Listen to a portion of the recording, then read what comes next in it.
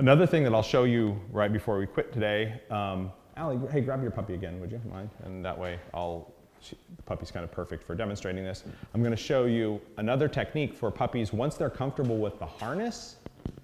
If you're struggling a little bit with their effort in the luring, you can use restraint in the luring to make them try harder in the luring too. And so when you're luring your puppy, once they're comfortable, you've been doing your restrained recalls and they're comfortable on the harness and they'll pull on the harness for your restrained recalls, you can have an assistant hold a line on the harness, and while you lure them, the assistant puts a little tension on the harness, like they're going to try to pull the puppy away from the food in your hand, and when the puppy tries harder, they let the puppy surge forward. And so it's possible, if the dog is a little tentative about their luring, that we can use a little bit of restraint to frustrate them and make them try harder. So if you're luring the puppy and the puppy's not trying very hard, and I hold the puppy back a little with the harness, they feel like you're going to get away, and they try harder. And when you let them go, they come in and grab it like, oh God, it was getting away from me. And it makes them feel like they're going to lose it. Like I put a little bit of tension, and they're like, oh God, it's going to get away from me. And they'll actually try harder. So if the puppy feels a little tentative to you and you want to build a little motivation, I'll show you this technique. It can help a lot. This is another place where we use restraint. All right. So just go ahead and engage your puppy a little. Give me your leash. Good. Perfect. All right. So now she's got her puppy. Now start luring.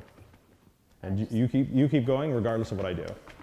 Keep going, keep going, keep going, keep going, keep going, keep going. Don't, keep going. Pull away from Yeah, yes, I'm holding the dog back, right? So in that spot, I'll make the dog pull me. So she's luring, and as soon as, go ahead and start luring. As soon as she starts luring, I put a little back pressure, and then I feel the dog lean in, and then I let the dog surge forward and get it, right? And then if I really want to frustrate the dog, I'll go like this, and I'll stop the dog for a second, and I'll let her start getting away. And the puppy's like, oh no, it's getting away from me. And then you let the puppy go and they come in really hard and grab it, right? And so for the dogs that are a little tentative but are comfortable with the harness, you could use a little back pressure to make them try harder. And that's what we call an opposition reflex, right? So if they feel tension on the harness, they lean in harder and they stretch. Like they feel as if you're about to pull them away. It creates frustration, which increases motivation, right? So we talk about this all the time. That's what restrained recalls are. It's what restrained play will be. You're holding the dog back from something they want a little bit. If with a puppy, if I hold them back too much, they give up.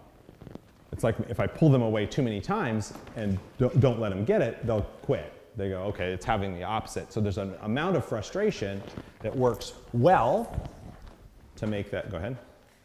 And pull, and that puppy's really striving, and then I let the puppy surge in a little, right? And go back the other way. Yeah. Oh, yeah. Your puppy's not going to have to eat for a while. Go, keep going. Yeah. All right. So then I let that puppy drag forward to me and then let the puppy surge in.